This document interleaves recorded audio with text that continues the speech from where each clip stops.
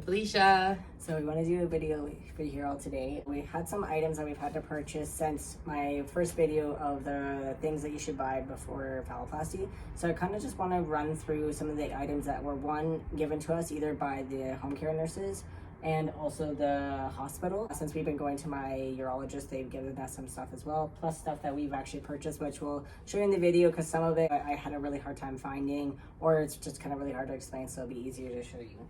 So from the home care nurses was the bed pads, and like those ones are a little bit thinner than ones I bought.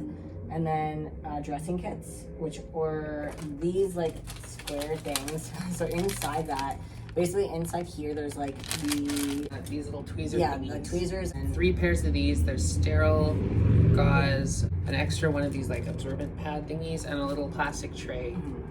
So that all comes together, and that just like is to help with like dressing changes and stuff. And then the other thing that we just started using recently, I talked about in actually my video of my arm, is the Initian Dressings, which is like, it comes in almost the same thing as my adaptic sheets, but these ones are different. So they come in just a square, and they're only about 4x4, and they're yellow. So they gave us those. They gave us a bunch of adaptic sheets as well. Medi-Honey, which came in 2 different styles. It's a blue pad, which is actually, it's called an abdominal pad for this one.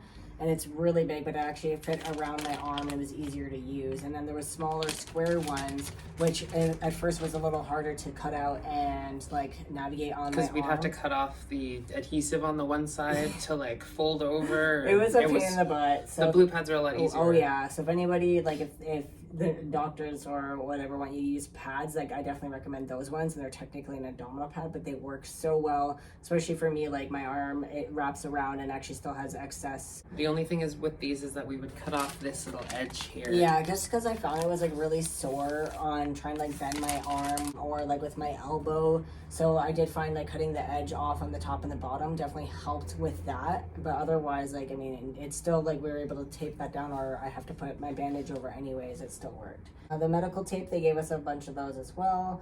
And then Intracyte Gel.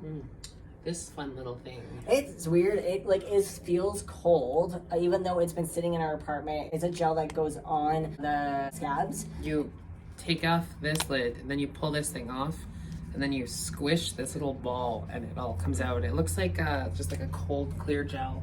We've had to use that with my arm with the complications, so that's another thing they gave us. Cotton swabs, which were longer sticks, but they're like this, so they almost look like Q-tips, but the ones they gave us were 6-inch. These ones are 3. They gave us some gauze rolls, which I bought a bunch, so I'm not going to be using theirs anymore. I have a bunch.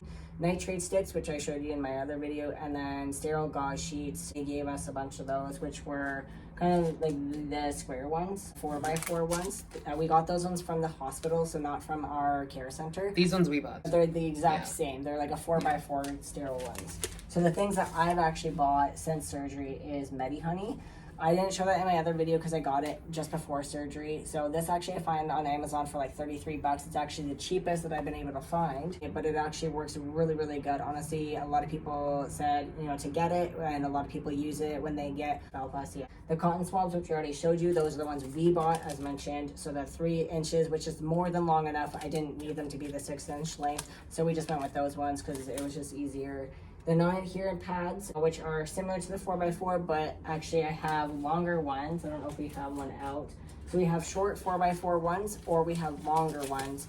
And basically they are like kind of like a pad that has like a film to it, so it doesn't stick to your wounds. And I've had to buy a whole pack of those, and we actually had some given to us, but yeah. Then also the 4x4 non-woven sheets. These I recommend 110%. These so ones? These ones. These ones. Here. Oh, you're gonna get a lot of these. So you're gonna get a lot of these. I think I've went through about like close to 10 boxes, and that was recommended by Montreal. And what it is, it's actually 3 sheets kind of folded into one. And so basically I use this for my arm, also for the phallus when going out and having to like prop things a certain way. So yeah, I've multi-purpose. Use it to dab your arm. And that too, like when my arm was oozing a lot, I had to use that as well. So we were going through a bunch. It's a 4x4 non-woven ones, which are ones I mentioned they gave us, but we did buy a box just because we're going through quite a few of them. Well, it's basically these. So one of these, we have these as non-sterile, but it's just these, but they're sterile. They're just in the pack. So the arm has to be sterile. With everything with the phallus as of now, it does not need to be sterile. So that's why we have both And then saline, we also bought ourselves. They gave us a bunch, but we also bought some because ones you basically open and after 24 hours they're not sterile anymore. And then the other ones we bought have like a cap on They have a them. lid on them. Yeah,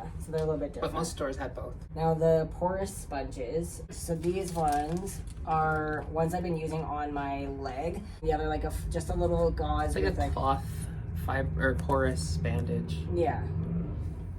So with those, all of those are for me personally. I had a little bit of an infection on the stitch that was along my side. So those ones I've been using a while. Also, I putting some Medi-Honey and Vaseline on it. And that I just been putting over so that it's covered while it was healing. But it was something I needed personally. Now the sterile 4x4 gauze sponges, which we already showed you, the medical scissors, we ended up buying a straight pair of scissors. I had curved ones, but we found those ones are better for certain things, and then the straight scissors were better for cutting, like off. More for multi-purpose. Yeah, more for like the cutting non-adherent pads, Yeah. cutting the bed pads, and Yeah. stuff like that. Like the Yeah. curved ones just made everything at an angle. And then the sterile gauze rolls. So we have like different rolls. I have a bunch of them. I had sterile ones and non-sterile ones, just again depending on what we were using them for. And then the last thing is the Isopropyl. Alcohol. This good old ISO, 99%. I mean, I don't know if you need it this strong, but I use it for other stuff. And to be careful wearing gloves and stuff like that. So you gotta spray things down and wipe them up.